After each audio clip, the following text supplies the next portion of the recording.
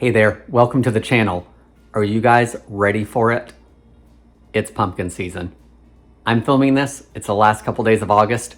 I'm not ready for pumpkin season. So by the time I get this video to you though, it's gonna be September, so maybe I'll be ready then. Today on the channel, I've got an easy recipe that you're not gonna dig out the mixer for. You should be able to make this with a whisk and a spatula. It all gets placed into a couple bowls.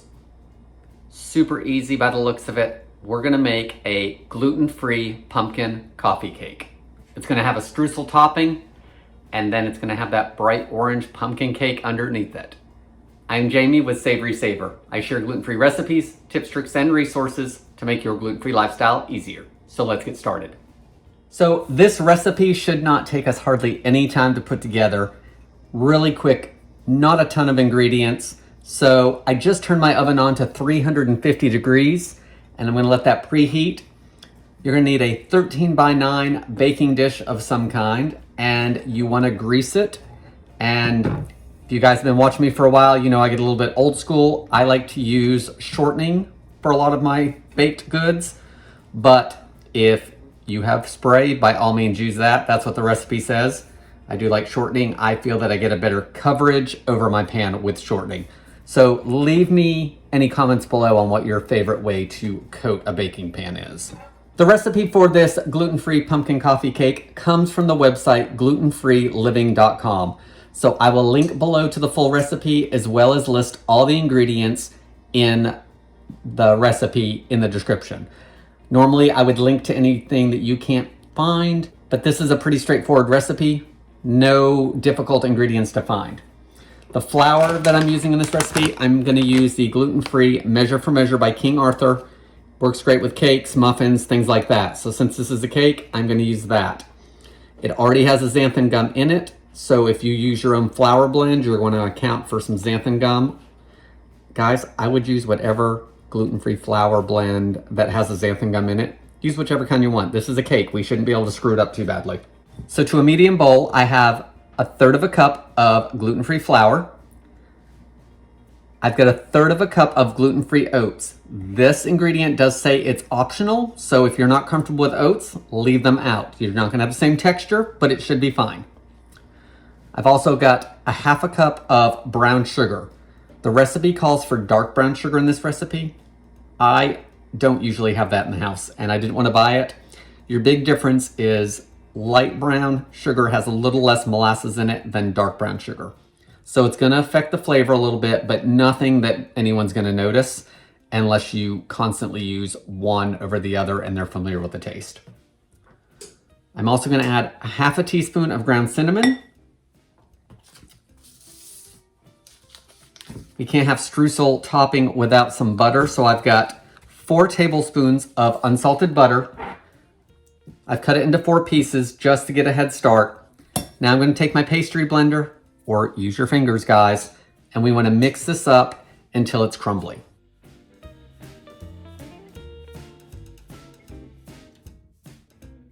If you don't get the results you want with a pastry blender, get in there with your hands, clean of course, and just keep mixing it around. You'll get the crumble effect that you want. And if that butter's cold like it should be, you're not really gonna melt it that much. All right, so everything's pretty evenly mixed and crumbled up. The butter's a little bit smaller than peas, I would say. And everything's a nice uniform color. So my streusel's done, and the cinnamon's helping a little bit as far as getting me in that fall mood. So let's put this to the side and get our cake mixed. Now for the cake, and it's just as easy as that streusel topping. I've got 2.5 cups of the gluten-free flour blend. I'm gonna add 1.25 cup of packed brown sugar, and I think I'll break it up a little bit before I even add the other ingredients. There we go. I'm also gonna add 2 teaspoons of baking powder. That's gonna give our cake some lift. Make sure it's gluten-free. 3/4 teaspoon of fine salt and 2 teaspoons of ground cinnamon. Of course, you can't have pumpkin stuff without cinnamon. Let's get it all whisked together just until it's a uniform color and everything's blended.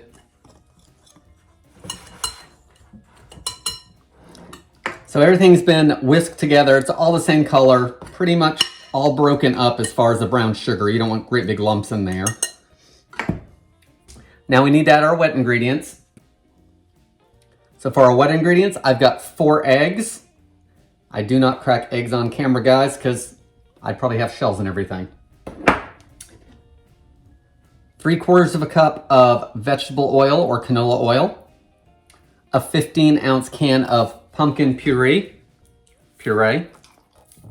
pumpkin. Guys, that's all the ingredients. So I'm going to start with my whisk. I will probably move to the spatula once it mixes up some, because I think it'll be easier with the spatula.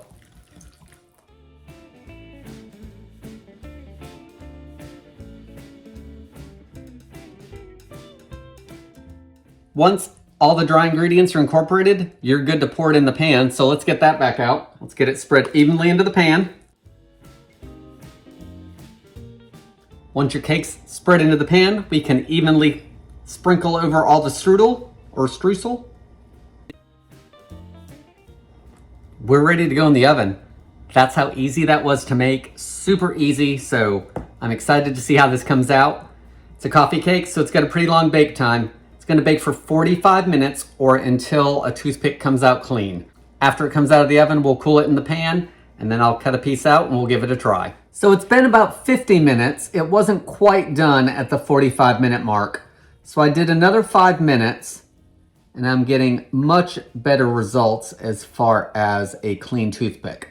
So I'm gonna let this cool, and then we'll give it a taste. So our gluten-free pumpkin coffee cake is done, and it's cooled off for just a little bit. Really nice crumb texture inside. The streusel looks good on top. That pumpkin spice scent that everyone loves so much, all in this cake. I've got a little piece off to the side I'm gonna try. The end piece. But I really like the texture of that. It is baked up well. I baked it for an extra 5 minutes just because I wasn't sure if it was done. Cooled in the pan completely, and now we're gonna try it out. It's moist. It's got some good pumpkin flavor, warm cinnamon taste. The streusel adds a little bit of crunch to the top. The King Arthur measure for measure worked really well on this. I would definitely try using your favorite gluten-free flour blend with the xanthan gum in it, or use your all-purpose gluten-free flour and add the xanthan that you would need for the recipe.